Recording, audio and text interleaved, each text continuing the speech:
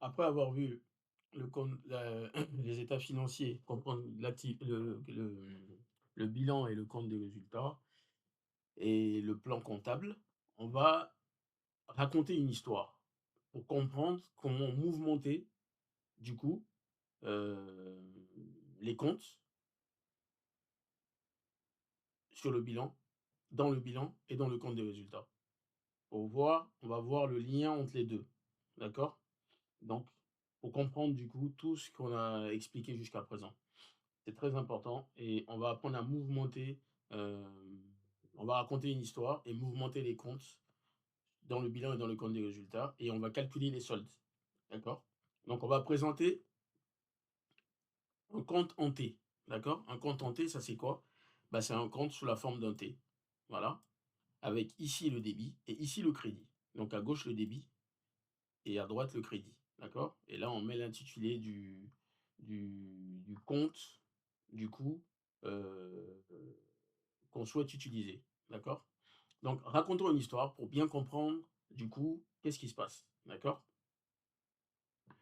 Je décide de créer une entreprise avec un capital du coup avant de commencer, déjà, il est très important de comprendre, la notion d'augmentation et de baisse au bilan et dans le bilan et dans le compte des résultats, d'accord? Dans le bilan, donc en haut, compte de classe 1 à 5, quand il augmente, d'accord, à l'actif, c'est au débit qu'on le met. D'accord? Et quand ça baisse à l'actif, c'est au crédit. D'accord? Au passif, dans le bilan, c'est le contraire.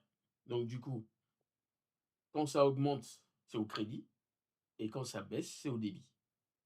Dans le compte de résultat, c'est le contraire. Dans le compte de résultat, c'est pareil. Donc, quand ça augmente, les charges augmentent, c'est au débit et quand ça baisse, c'est au crédit. D'accord? Voilà, donc ça, c'est très important de connaître d'abord le sens d'augmentation et de baisse, dans le bilan et dans le compte des résultats. Donc maintenant, racontons notre histoire. Je décide de créer une entreprise, d'accord? Avec un capital de 35 000 €. Donc on l'a vu dans la précédente vidéo, d'accord? J'apporte un capital de 35 000 €. Donc si je porte un capital de 35 000 €, on avait vu dans le bilan que c'était au crédit, dans le passif, d'accord? Donc si j'apporte un capital, donc ça veut dire que ça va augmenter du coup mon passif, d'accord? Et qu'est-ce qu'on a dit ici quand dans le bilan? Le capital, on avait dit c'était les comptes de classe un compte de classe 1, d'accord? Donc si c'est un compte de classe 1, eh bien on dit que ça augmente le passif, donc la partie rouge, la flèche rouge, on le met ici, donc 35 000 €. Je décide de déposer du coup le capital, donc l'argent que j'ai, sur un compte bancaire. Donc, qui dit compte bancaire dit, du coup, ça va être à l'actif, donc compte de classe 5. Compte de classe 5, c'est dans le bilan à l'actif. Donc, si je le dépose à la banque, ça augmente le solde de ma banque, d'accord? Donc, si ça augmente, c'est à l'actif. Donc, on met les 35 000 € ici. Jusqu'ici, pas de sujet, d'accord? Donc, j'ai pris les 35 000 € qui étaient au capital, qui était dans le capital au passif et je l'ai ramené à l'actif. Donc jusqu'ici, le solde, il est nul.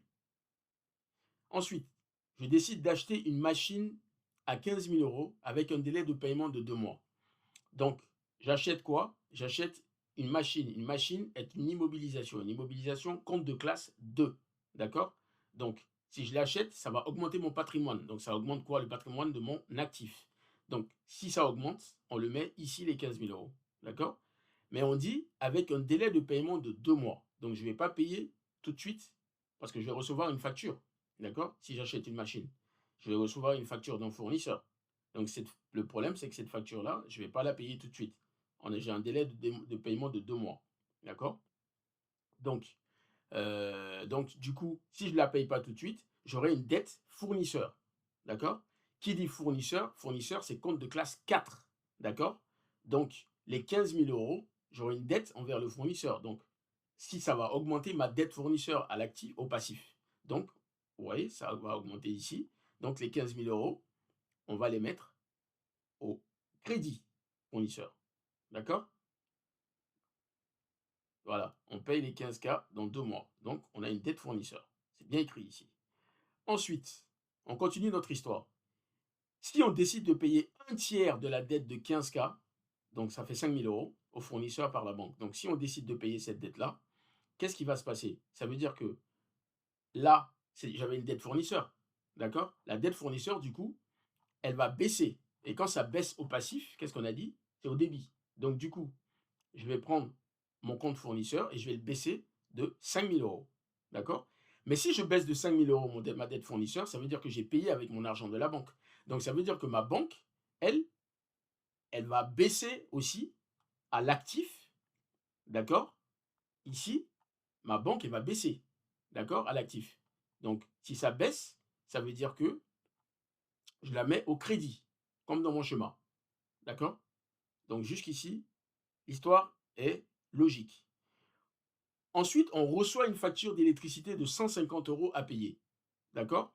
Donc, on reçoit une facture d'électricité. Donc, on a une charge à payer de 150 €. D'accord? Si c'est une charge à payer, donc du coup, jusqu'ici, au mouvement numéro 3, on était dans le bilan, mais maintenant, on va intervenir dans, on va toucher au compte de résultat. Donc, 150 € compte de classe 6. D'accord? Donc, qu'est-ce qu'on a dit? Ça va augmenter ma charge. Donc, je le mets au débit. Donc, je mets les 150 € ici. OK? Ça augmente. Mais du coup, si on reçoit une facture d'électricité, on aura du coup encore une dette fournisseur.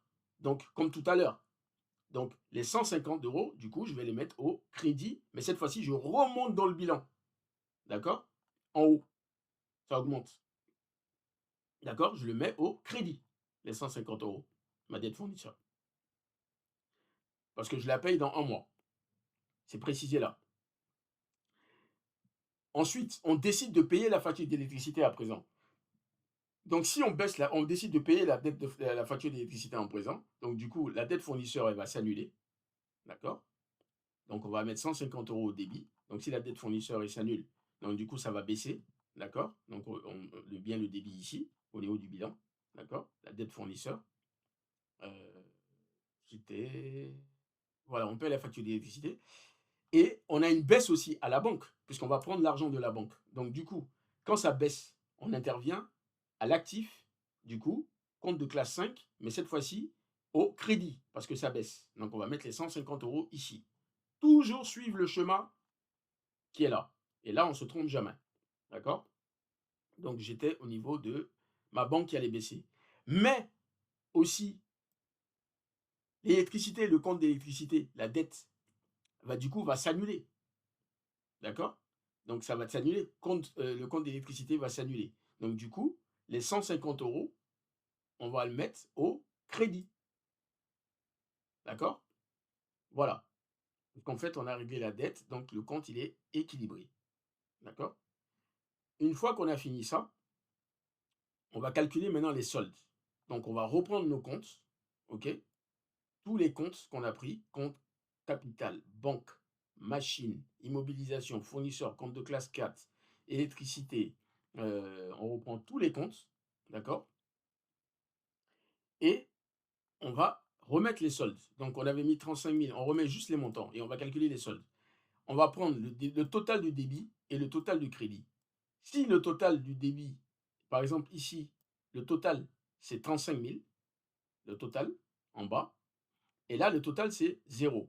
Si le crédit est supérieur au débit, d'accord, ça veut dire que on a un solde créditeur. Mais on ne le met pas là, on met ici le solde créditeur. D'accord? Là, on passe dans le compte banque.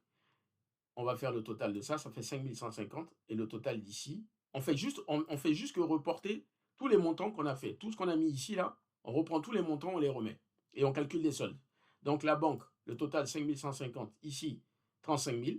35 000 est inférieur à 5 150. Donc le solde, il est... pardon, 35 000 est supérieur à 5 150. Donc le solde, il est débiteur. Donc on le positionne ici. Donc on a un solde débiteur de 29 850. Donc c'est la différence entre 35 000 et 5 150. D'accord? Et là, c'était 0, donc 35 000 moins 0, ça fait 35 000. Ensuite, on passe au compte machine. on a 15 000 ici et on a 0. 15 est supérieur à 0, donc le solde il est débiteur, on le met ici. Compte fournisseur, on a 15 000, on a 5 150. Le solde il est créditeur, donc 15 000 moins 5 150, ça fait 9 850. D'accord? Et ici, le solde il est nul. Donc en fait, on a tout répertorié ici. 150, 150, 150 moins 150, ça fait 0. Donc le solde il est nul. Ensuite, on va prendre le total des soldes du solde créditeur additionné et prendre le total des soldes débiteurs additionnés. Et normalement, le solde doit être équilibré. Donc, si le solde créditeur doit être égal au solde débiteur. Si le solde créditeur n'est pas égal au solde débiteur, ça veut dire qu'on s'est trompé ici en mouvement dans nos montants sur les comptes. OK?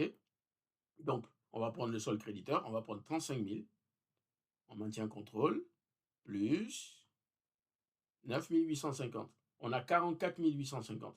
Normalement, le solde débiteur doit faire le même montant. Sinon, ça veut dire qu'il y a un problème. Donc, je vais sélectionner ça, je vais sélectionner ça, et j'ai bien 44 850. Ça veut dire ici que l'histoire que j'ai racontée dans mon entreprise, tous les mouvements que j'ai effectués sur les comptes ont bien été, toutes les opérations ont bien été mouvementées. Donc, parce que le solde du débit est égal au solde du crédit. Voilà. Donc, il faut toujours qu'il y ait une parfaite égalité, sinon, ça veut dire qu'il y a un problème quelque part. Et si les soldes ne sont pas égaux, il faudrait pouvoir justifier pourquoi. Est-ce que, voilà, il faut pouvoir justifier ça. Donc, voilà. Donc, comment on utilise, on mouvemente les comptes dans notre entreprise. Et dans une entreprise et dans le journal. Donc, du coup, avant de pouvoir enregistrer les opérations comptables, c'est important de comprendre le mouvement des comptes en T en respectant ce schéma-là. Donc, dans le bilan, savoir quand ça augmente à l'actif, c'est au débit, quand ça baisse, c'est au crédit. Et au passif, c'est le contraire. D'accord? Et pareil dans le compte de résultat.